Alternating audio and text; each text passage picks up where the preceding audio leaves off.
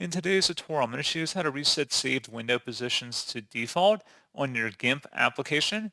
So this should hopefully be a pretty straightforward process, guys. And without further ado, let's go ahead and jump straight into it.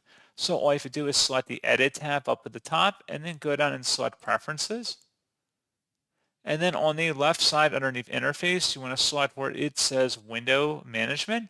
And then on the right, select Reset Saved Window Positions to Default Values, and then select OK. And it will be reset once you restart GIMP, and that's pretty much it. So, as always, thank you guys for watching this brief tutorial. I do hope that was able to help you out, and I do look forward to catching you all in the next tutorial. Goodbye.